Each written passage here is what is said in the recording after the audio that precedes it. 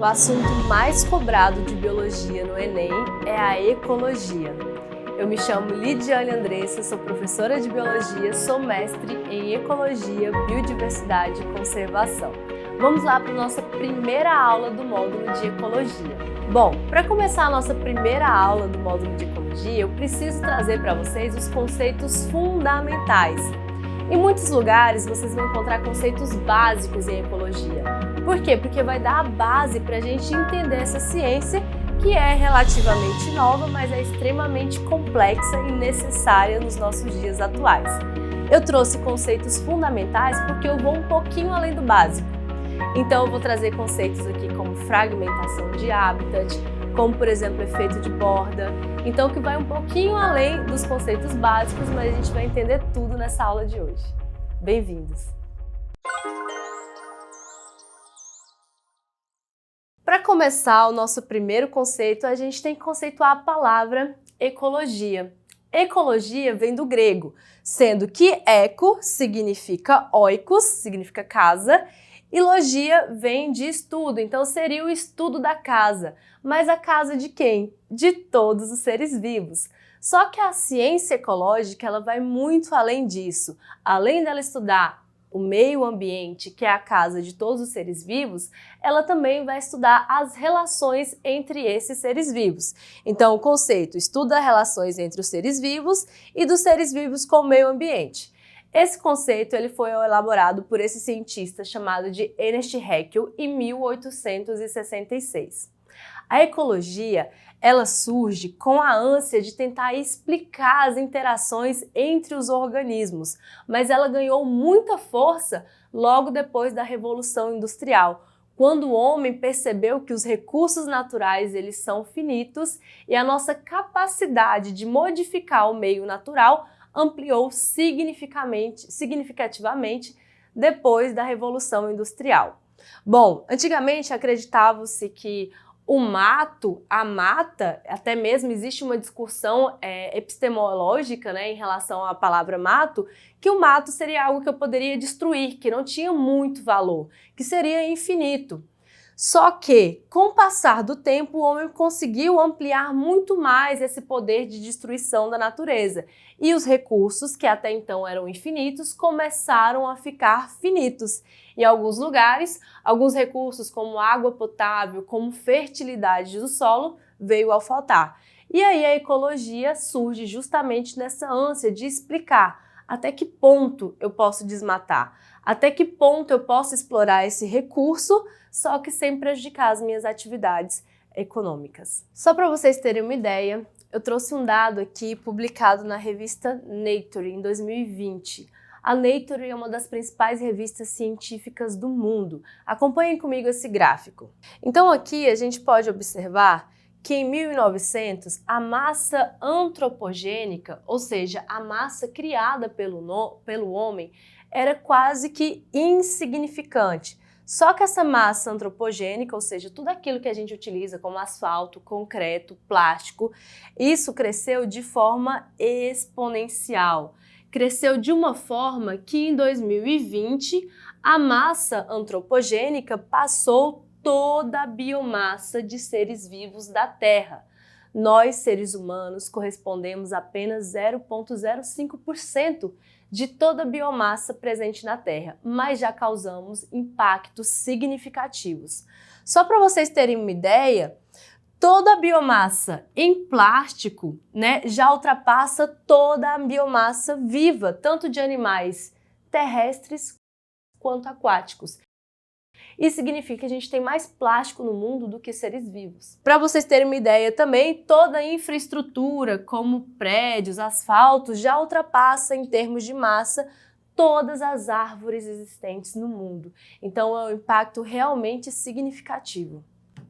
Lógico que com todas essas modificações que a gente tem feito no planeta Terra, os cientistas argumentam que nós estamos vivendo a 6ª grande extinção em massa do planeta. Nós já passamos por 5 grandes extinções. E essas 5 grandes extinções foram ocasionadas por causas naturais, mas essa 6ª extinção está sendo ocasionada pelos homens. Tanto é um dos grupos que tem desaparecido da face da Terra é os anfíbios. Então, provavelmente, se continuarmos nos ritmos que estamos, daqui a pouco não existe mais sapinhos no planeta. Entendendo toda essa logística, entendendo a importância fundamental que a ecologia vem como uma ferramenta para tentar nos balizar nas nossas tomadas de decisões, é necessário a gente entender os conceitos dessa ciência. Então vamos lá começar dos conceitos mais simples para a gente chegar em conceitos mais complexos. Então vamos falar aqui de conceitos que são fatores bióticos. Toda vez que eu falar de fatores bióticos, eu estou me referindo a seres vivos. Então, por exemplo, bactérias, fungos, plantas, animais, protistas, protozoários, tudo aquilo que for vivo, eu chamo de fatores bióticos, são os componentes vivos que eu tenho naquele ambiente. Mas além dos fatores vivos, eu também preciso de fatores abióticos. O A vem com sentido de negação. Então o abiótico aí significa aqueles fatores que não são vivos, mas que são essenciais para a vida. Como, por exemplo, o ar, o oxigênio, a atmosfera. Quando eu falo em termos de salinidade, o solo, que aquele indivíduo ele tem que se desenvolver ali, temperatura, luminosidade, umidade, então chuva, tudo isso são fatores abióticos, são fatores que não são vivos, mas que são essenciais para a manutenção da vida. Pegamos como exemplo aqui uma plantinha, Então a planta aqui seria o meu fator biótico. É o ser vivo. Só que aqui no solo, para ela se desenvolver, eu preciso que nesse solo exista fatores abióticos, como por exemplo nutrientes, eu preciso que tenha água, eu preciso que tenha ar, e aqui ela se desenvolve com a ajuda de fungos, com a ajuda de bactérias e também com a ajuda também de fatores abióticos como a sua luminosidade. Então, para ela se desenvolver, que é o fator biótico, ela tem a necessidade de fatores abióticos.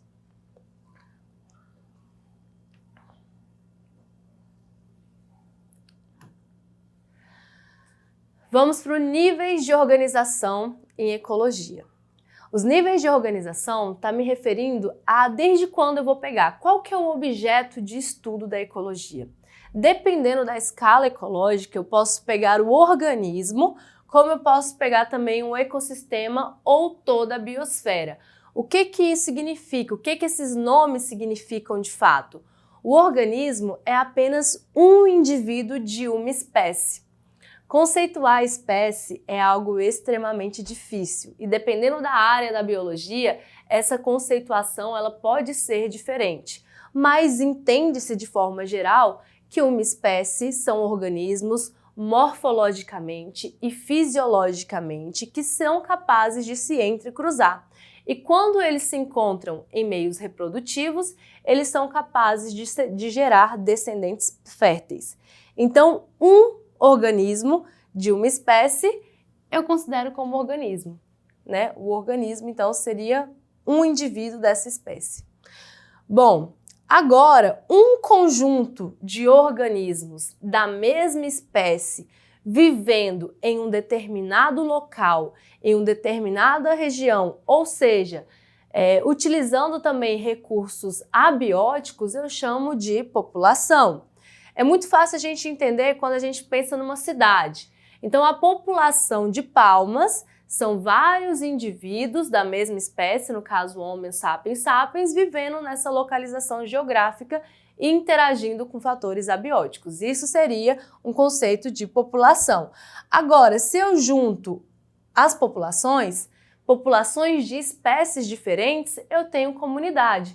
Então, aqui em Palmas, eu tenho a população de seres humanos, eu também tenho populações de arara canidé, populações de gato, de cachorro, Então, o conjunto dessas populações vão formar uma comunidade. É claro que tem que viver em um determinado local, em um determinado espaço e também está envolvido aí com os fatores abióticos, com os fatores do meio. A comunidade ela também pode ser chamada de biocenose. Vocês podem encontrar aí nos livros tanto comunidade quanto também biocenose. Um conjunto de comunidades formam então um ecossistema. O ecossistema, eu preciso de um fluxo de energia entrando e saindo desse ecossistema. Pode ser algo extremamente grande, como por exemplo a floresta amazônica, mas pode ser algo extremamente pequeno, como pequeno entre aspas, como um ser humano. Então a gente está aqui nesse momento interagindo com milhares de fungos, de bactérias, de vírus. Isso aqui está acontecendo um ecossistema. Eu sou um ecossistema, você é um ecossistema. Então o ecossistema vai depender muito da escala que eu estou trabalhando, mas vai ser um conjunto de comunidades. O nosso último grau de organização biológica depois do ecossistema vai ser a biosfera. A biosfera seria a grande esfera da vida, né? É um conjunto de ecossistemas, seria nada mais, nada menos do que o próprio planeta Terra. Então, se a gente pegar nos níveis mais básicos de organização, a gente vai chegar lá em átomos, moléculas, organelas, células, tecidos, órgãos, sistemas, o organismo, que é onde a ecologia começa a se preocupar, organismo, população, comunidade, ecossistema e finalmente a biosfera. A gente sai então do micro e vai para algo macro. A intenção da ecologia é entender os processos em termos de macro, não só olhando para uma única situação, mas entendendo os impactos que geram para o globo inteiro, para a própria biosfera. O nosso próximo conceito é o de cadeia alimentar. Bom, todos os organismos estão entrelaçados numa cadeia onde existe fluxo de matéria e de energia entre todos os organismos dessa cadeia. Bom, uma coisa fantástica que a natureza inventou foi justamente um animal, um organismo, servir de alimento para o outro. Então, quando eu falo de um elo, uma cadeia, eu estou justamente me referindo a uma relação de alimentação. Então, por exemplo, aqui eu tenho a minha planta. Aqui é uma planta na letra A e eu considero ela como uma produtora. Em termos de níveis de energia, ela é que vai ter maior nível de energia na cadeia trófica. Ela é um ser autotrófico, ou seja, ela produz o seu próprio alimento através da energia proveniente do sol, né? Uma energia que eu chamo de luminosa. Tudo bem, quem vai se alimentar nessa cadeia dos produtores da planta? Vai ser o grilo. O grilo vai se alimentar dos produtores. Bom, quem se alimenta do grilo é o sapo. O sapo é alimentado pela cobra, então a cobra se alimenta de sapo. E aí o gavião se alimenta da cobra. Então vocês percebem que é uma cadeia, um servindo de alimento para o outro e ao mesmo tempo eu tenho então matéria circulando nesse ambiente, como eu também tenho energia, porque um está fornecendo energia para o outro. Então é um fluxo de matéria e energia em uma relação de alimentação. Todo mundo, quando morre, vai ser decomposto. E quem vai fazer esse processo de decomposição são fungos e bactérias. Mas no caso aqui, os decompositores, eles não vão entrar numa cadeia alimentar, tá? Só produtores e os consumidores. Deixa eu passar para frente.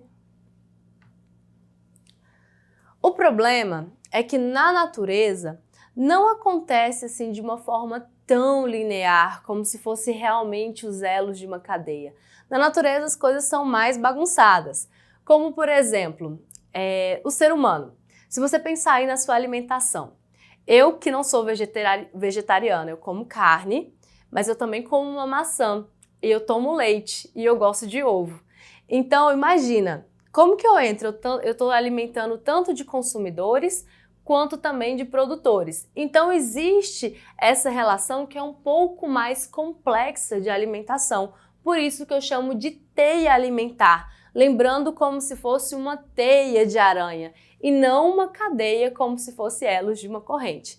Então nessa minha teia alimentar aqui, só para vocês terem uma ideia, a serpente que está no meio da cadeia, deixa eu pegar aqui numa cor vermelha. Então essa serpente aqui, ela está no meio da cadeia. Essa serpente, ela vai se alimentar do roedor, desse ratinho, mas ela também pode se alimentar dessa ave aqui. Então, a serpente ela pode fazer esses dois papéis. Não obrigatoriamente ela vai se alimentar do roedor, ela pode se alimentar também de uma ave. Deu para compreender esse conceito? É basicamente a ideia da cadeia alimentar, só que numa dinâmica um pouquinho mais complexa. Eu tenho falado para vocês alguns termos que pode ser conhecido pela maioria, mas pode ser que alguém ainda não conheça, que são termos relacionados principalmente à cadeia e à teia alimentar. Para mim, eu exploro essa aula de uma forma muito melhor em uma outra aula que eu tenho aqui no canal, chamado Cadeia e Teia Alimentar. É uma aula que eu gravei lá na Ilha do Bananal. Mas aqui eu vou dar uma pincelada básica. Então, a gente está falando aqui de níveis tróficos dentro de uma cadeia alimentar. O primeiro nível trófico é o meu produtor. O produtor, primeiro nível trófico, são seres autotróficos, ou seja, seres que produzem o seu próprio alimento. Depois eu vou ter um consumidor primário. O consumidor primário ocupa o nosso segundo nível trófico. Ele vai se alimentar diretamente dos seres autotróficos. Eu chamo eles de herbívoros. Então são seres que vão se alimentar apenas de produtores. Agora eu também tenho os meus consumidores secundários, que ocupam o terceiro nível trófico, que são os carnívoros, que eles vão se alimentar estritamente aqui de consumidores primários. Então, o que acontece? Na verdade, eu posso ter consumidor terciário, quaternário, isso vai depender do tamanho da minha cadeia ou da minha teia alimentar. Mas o primeiro nível trófico sempre é o produtor e os próximos níveis tróficos sempre é consumidor primário, secundário e assim sucessivamente. Agora, prestem atenção nesses termos que eu vou contextualizar uma história para vocês. Eu não sei se você ouviu sendo noticiados nos jornais por aí, mas será que você já ouviu falar em um local chamado de Caribe Brasileiro? Um local chamado Alter do Chão, que fica em Santarém, no Pará? Lá tem águas cristalinas e por esse motivo eles foram apelidados como Caribe Brasileiro. Só que lá é uma região que está sendo fortemente impactada pelo garimpo. E aí o garimpo, as atividades garimpeiras estão contaminando as águas. E as águas, ao invés de ficar extremamente azuis e claras, estão ficando barrentas e escuras. Isso por conta do mercúrio que está sendo destinado na água. O grande problema disso é que o mercúrio ele é altamente tóxico para os seres vivos. E aí é nesse momento que eu vou explicar dois conceitos para vocês, que é o conceito de bioacumulação e de magnificação trófica. Bioacumulação é a capacidade que o organismo tem de acumular nele mesmo substâncias tóxicas, substâncias químicas. Então, por exemplo, se você é uma mulher, um homem, você acordou hoje cedo, tomou banho, você já tomou banho com sabonete, que ali tem uma essência, que vai ter também algum fixador, você ingeriu alimentação que pode ter algum conservante. Com o passar do tempo, você está acumulando no seu organismo substâncias tóxicas. Então, a capacidade de acumular no organismo substâncias tóxicas eu chamo de bioacumulação. Agora, esse impacto ele pode ser exacerbado ao longo da minha cadeia alimentar, um processo que eu chamo de magnificação trófica. Como que acontece isso? Eu tenho aqui uma água, como vocês podem ver, eu tenho aqui uma água, um rio, e nesse rio foi jogado substâncias tóxicas, né? Pode ser o mercúrio, pode ser um agrotóxico, um exemplo de substâncias tóxicas. Essa água ela está sendo contaminada e dentro desse ambiente aquático eu tenho todo um ecossistema aqui, como por exemplo seres autotrófos, como as plantas, as algas, elas vão incorporar através da bioacumulação no seu organismo essas substâncias tóxicas. Quem vai se alimentar desses seres autotróficos são os zooplâncton, que são pequenos animais que vivem nesse ambiente aquático. O zooplâncton, é lógico, ele não vai comer uma única alguinha microscópica, ele vai comer várias algas. E dessa forma, ele fica mais acumulado aqui substâncias tóxicas. Depois vai vir aqui peixes pequenos. Os peixes pequenos vão se alimentar do zooplâncton e finalmente eu vou ter peixes maiores que vai se alimentar dos pequenos peixes. Vocês acham que o peixe maior, como um tucunaré, vai se alimentar de um único peixinho ou vai comer vários peixinhos? É lógico que vai se alimentar de vários peixinhos que estão contaminados. Nesse ambiente, a gente vai lá e pesca esse animal, que é um peixe maior para a nossa alimentação. Agora eu pergunto para vocês, no final das contas, quem vai ficar mais contaminado?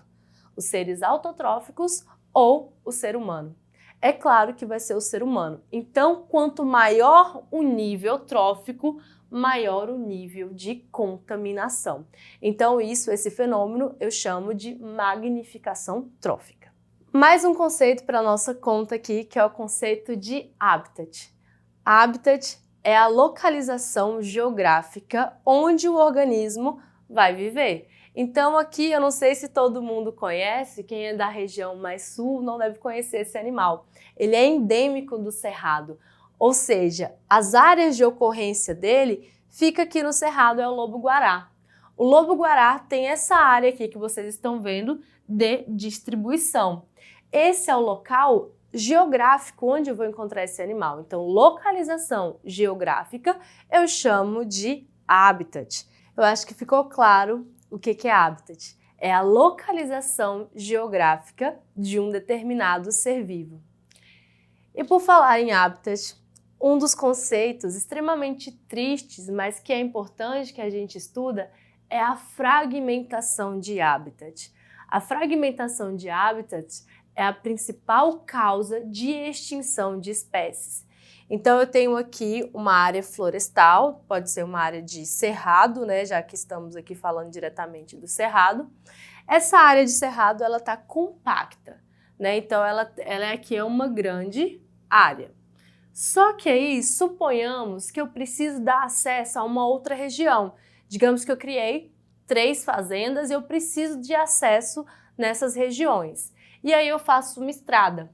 Aí eu faço uma estrada cortando aqui essa mata que era densa, única, unida, em 3 fragmentos. Então eu estou fragmentando esse habitat. Bom, qual é a consequência disso?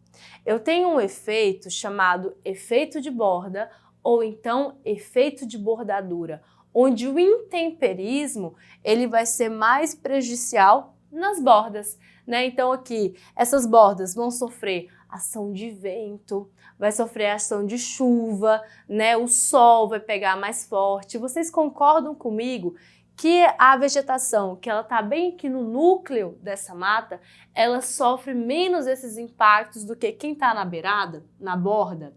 Então esse é justamente o efeito de borda. E com o passar do tempo, é claro que a borda vai diminuindo e, consequentemente, essa área, que era uma área densa, né, de vegetação densa, ela vai ficando cada vez menor. Então esse é um efeito que eu chamo de aumento do efeito de borda. E será que temos alguma coisa que pode ajudar, auxiliar a combater esse efeito de borda ou de bordadura? Então, esse aqui é só um exemplo, é uma foto que eu tirei na região da Lagoa da Confusão, onde eu tenho aqui um cervo do Pantanal. Essa região, há algum tempo atrás, já foi o lar, né? Hoje também já foi o habitat dessa espécie, o habitat original. Só que o que acontece? Ali foi suprimida a vegetação natural e houve plantios de arroz.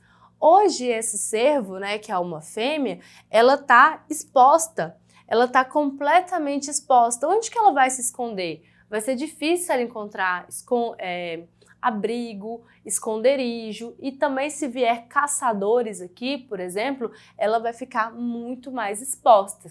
Sem falar que ela está numa região que é uma plantação e que nessa plantação há a utilização de agrotóxicos.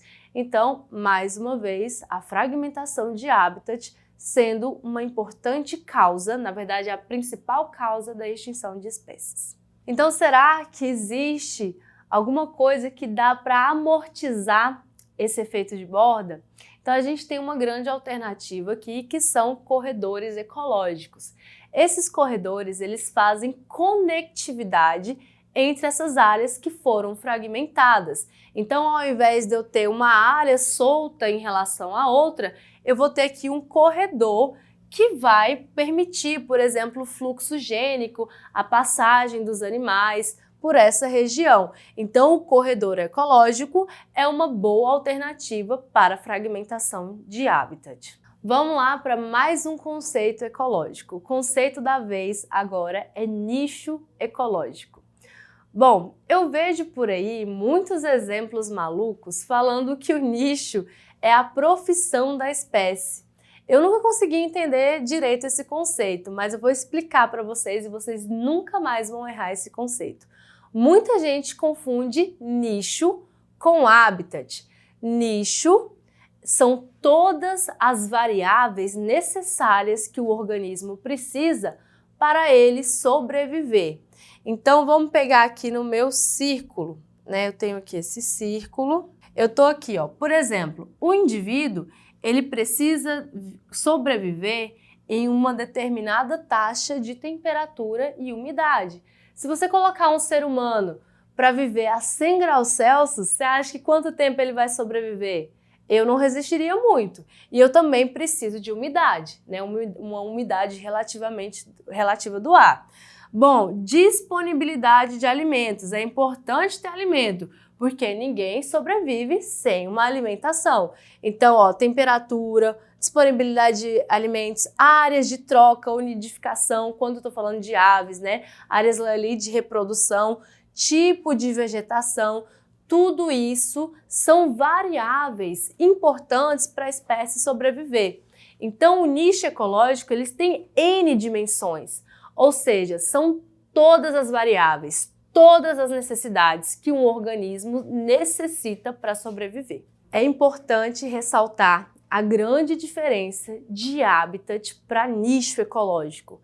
Habitat, localização geográfica. Nicho ecológico, todas as variáveis necessárias que o organismo precisa para sobreviver. Agora, vamos para o nosso próximo conceito. Na verdade, é uma teoria conhecida como princípio da exclusão competitiva ou princípio de Gauss. Para a gente entender ela, é necessário a gente ter entendido o que é nicho ecológico. Então, o nicho ecológico são todas as variáveis necessárias para uma espécie sobreviver. Só que os recursos, eles são finitos e eu tenho espécies que sobrepõem o nicho uma da outra. Então, Gauss fez esse experimento, né? Ele fez esse experimento com tipos de paramécio, com duas espécies de paramécio, o paramécio aurelia e o paramécio caudaltum. Então, vamos lá, deixa eu explicar para vocês o que ele fez aqui. Ele pegou num tubo de ensaio e colocou essa primeira espécie aqui de paramécio, de protozoário, sozinha. Então, o crescimento populacional da espécie com recurso, com alimento, é claro que foi exponencial. Cresceu muito bem. Em outro tubo de ensaio, ele colocou o paramécio caudaltum, sozinho. Ele colocou também a espécie, lógico, com recursos, sem competição, cresceu. Agora, essas duas espécies, elas têm nichos ecológicos muito semelhantes. E então elas foram colocadas juntas no meio ambiente. Dessa forma, o paramécio aurelia ele sobressaiu, então ele é mais competitivamente forte. Não é que ele seja mais forte, mas competitivamente ele se sobressaiu, ele se deu melhor nesse ambiente, enquanto o paramécio caudaltum perdeu o jogo, então ele foi extinto. Nessas condições de sobreposição de nicho ecológico, onde eu tenho duas espécies competindo pelos mesmos recursos, a mais fraca competitivamente, ou ela tem que migrar, ela tem que ir para uma outra região, ou ela vai ser levada à extinção. Então esse é um princípio ecológico conhecido como princípio da exclusão competitiva. Bom, estamos quase chegando ao fim da nossa aula. Aguenta aí que eu vou trazer mais um conceito para você, que é o conceito de bioma. O conceito de bioma, ele tem caído em desuso e ele tem sido substituído por domínios. Em termos do IBGE, eu classifico 6 grandes biomas no Brasil, que é a Amazônia, essa que está em verde, a Caatinga, esse verdinho aqui mais claro, o cerrado, o verde do meio, eu tenho a Mata Atlântica, o amarelo, o Pampa, que é aqui essa região aqui, na pontinha do Brasil, ali do Rio Grande do Sul, e o Pantanal. Então são 6 biomas. Eu classifico biomas da seguinte forma: é um grande espaço geográfico natural, onde existe uma uniformidade do clima, do solo e da vegetação. Mas se a gente pegar como exemplo o próprio Cerrado aqui, na nossa própria região, se a gente estiver no lugar onde tem mata, tem um clima. Se a gente for para um lugar onde tem um córrego, o clima já é outro, já está mais fresco. Agora, se a gente for para a região de serra, mata aberta, já tem outro clima. Então, essa uniformidade de clima, de vegetação, é um pouco errôneo de falar, porque não existe essa uniformidade. Então, a gente tem substituído esse termo por domínio. Então, o domínio, na verdade, vai dominar a vegetação do cerrado.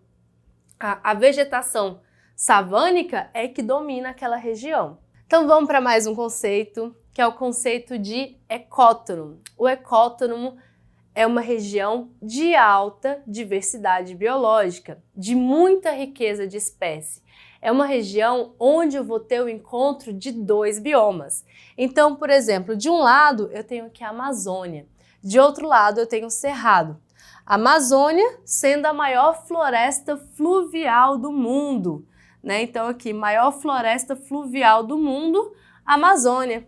E do outro lado, eu tenho a maior savana do mundo em termos de biodiversidade, Cerrado. Então, maior floresta do mundo com maior savana do mundo se encontrando, eu tenho um exemplo aqui de ecótono, onde eu vou ter tanto espécies de Cerrado quanto também espécies da Amazônia.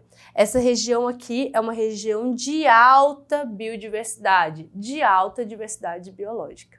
Bom, então esses foram os conceitos fundamentais, foram os conceitos basais que eu trouxe para vocês para a gente começar a entender essa ciência tão valiosa, tão importante, tão apaixonante que é a ecologia. Para ter certeza se você aprendeu mesmo, vamos fazer alguns exercícios. A maioria desses exercícios aqui caiu na prova do Enem, para te provar que realmente ecologia é o tema que mais cai no Enem. Então, bora para o exercício. Enem. Insetos podem apresentar 3 tipos de desenvolvimento. Um deles, a holometabolia, desenvolvimento completo. Ele é constituído pelas fases de ovo, de larva, pulpa e adulto sexualmente maduro. Então vai ser diversas formas de vida que ele vai ocupar, que ocupam diversos hábitats. Então, hábitats a gente já sabe que é uma localização geográfica daquele indivíduo, daquela espécie. Então vai ocupar hábitats diferentes de acordo com o seu desenvolvimento. Os insetos com holometabolia pertencem às ordens mais numerosas em termos de espécies conhecidas. Esse tipo de desenvolvimento está relacionado ao maior número de espécies em razão da... E aí, o que será que garante a esse tipo de inseto maior sucesso evolutivo? O que será que é? Vamos letra A. Proteção nas fases de pulpa, favorecendo a sobrevivência de adultos férteis? Acho que não, né? Na verdade, a pulpa ela é extremamente vulnerável, né? Então, qualquer coisa ali, a pulpa vai cair em desacordo. Vamos ler B. Produção de muitos ovos, larvas e pulpas, aumentando o número de adultos. Isso não está falando no texto. C. Exploração de diversos nichos, evitando a competição entre as fases de vida. Então, essa seria a alternativa correta. Por quê? Está falando aqui que ele é constituído de diversas fases e cada fase vai ocupar um hábitat diferente. Já que é um hábitat diferente, os nichos ecológicos também, as necessidades daquele indivíduo vai ser diferente. Então, o grande sucesso dessas espécies são justamente explorar diferentes nichos ecológicos.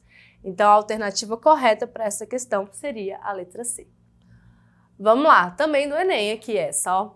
Os parasitoides, misto de parasitas e predadores, são insetos diminutos que têm hábitos muito peculiares. Suas larvas podem se desenvolver dentro do corpo de outros organismos, então as larvas vão se desenvolver aqui, ó, dentro do corpo de outros organismos, como mostra a figura. A forma adulta se alimenta de pólen e açúcar, então é apenas a larva que vai se alimentar de outros indivíduos. A forma adulta vai se alimentar de pólen.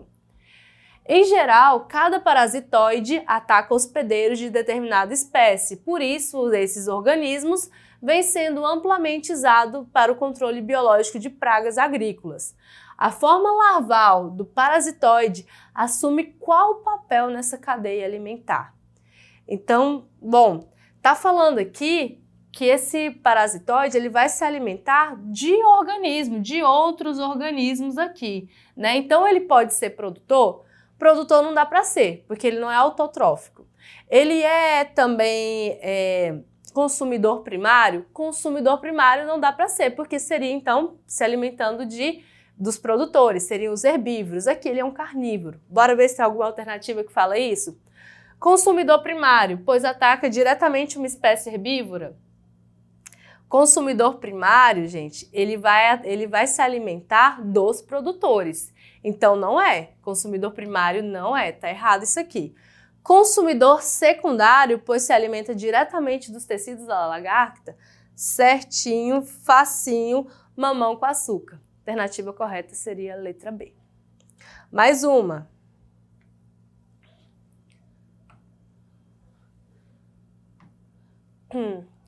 Essa aqui também super fácil, caiu no Enem. Fala assim, ó. A Mafalda falando para o amiguinho dela. Tenho que fazer uma redação sobre a vaca. O que será que eu escrevo, Miguelito? A vaca vive no campo. Ela come pasto, pasto e muito pasto. Depois, a vaca vem para a cidade e a gente come ela e pronto. Quer dizer que, para você, uma vaca é o intermediário entre o pastos e nós? Aí fica a charge, né?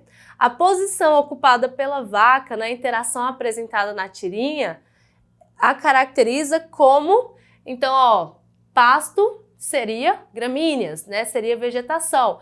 Quem se alimenta diretamente do pasto, como que eu classifico ela na cadeia alimentar? Então, seria aqui a consumidora primária, porque vai se alimentar diretamente do produtor. Muito fácil, mamão com açúcar. Bora para uma próxima para ver se complica mais a nossa vida, porque até então tá muito fácil. Essa aqui é super interessante. Ela caiu no vestibular de 2021, né? Então, muito interessante, eu gostei muito dessa questão. Os botos cinza, Stolhalia guionensis, é o nome científico da espécie, mamíferos da família dos golfinhos, são excelentes indicadores das poluições diárias que vivem, pois passam toda a sua vida cerca de 30 anos na mesma região. Além disso, a espécie acumula mais contaminantes em seu organismo, como o mercúrio, do que outros animais da sua cadeia alimentar. Os botos cinzas acumulam maior concentração dessas substâncias porque aí a gente vai voltar lá naquele conceito que eu falei de magnificação trófica. Quanto maior eu aumento o nível da minha cadeia alimentar, maior o nível de contaminação. Então vamos lá, letra A, são animais herbívoros? Não, o boto se alimenta de peixe, adora peixe. B, são animais detritívoros? Não, também não são animais detritívoros não. São animais de grande porte? São animais até de grande porte, mas isso não tem nada a ver com a contaminação. Digerem alimento lentamente? Não. Estão no topo da cadeia alimentar? Certíssimo. Então essa seria a alternativa correta, porque eles são predadores de topo. No topo da cadeia alimentar, eles têm maior concentração, né, maior bioacumulação. Esse fenômeno é garantido pela magnificação trófica que a gente viu nessa aula. Então vamos para a nossa última questão, para fechar com chave de ouro. Essa questão caiu no Enem de 2020 e fala sobre a fragmentação de habitat, principal causa de extinção de espécie. Bora lá? A fragmentação de habitat é caracterizada pela formação de ilhas da paisagem original, circundadas por áreas transformadas. Esse tipo de interferência no ambiente ameaça a biodiversidade. Imagine que uma população de onças foi isolada em uma mata pequena. Elas se extinguiram, mesmo sem ter sido abatidas. Então ninguém foi lá, ninguém foi caçou, matou, mas elas foram extinguidas mesmo assim. Diversos componentes da ilha de hábitats, como por exemplo, tamanho, a heterogeneidade, o seu entorno, a sua conectividade e o efeito de borda são determinantes para a persistência ou não das espécies originais. Uma medida que auxilia na conservação da biodiversidade nas ilhas mencionadas no texto corresponde a... Então, qual que seria a alternativa que o texto traz aqui, que é uma medida que auxilia em termos da biodiversidade, quando eu falo em fragmentação de habitat? Então, se vocês lembrarem da aula, uma das grandes alternativas que eu dei foi sobre corredores ecológicos. Será que tem essa alternativa aqui? Bora ver? Formação de microhabitats? Não. Ampliação do efeito de borda? Não, piora a situação. Construção de corredores ecológicos? Sim. Essa seria a alternativa que auxiliaria na biodiversidade. Então, com a construção de um corredor ecológico, as espécies conseguem se movimentar, existe fluxo gênico entre uma área e outra. Com isso, encerramos então a nossa primeira aula de ecologia. Eu sei que foi uma aula um pouquinho densa, mas é porque é um conteúdo extremamente importante, relevante e é o assunto que mais cai na prova do Enem. Eu espero que essa aula tenha contribuído muito com a sua aprovação e eu me despeço de vocês por aqui. Até uma próxima aula. Tchau!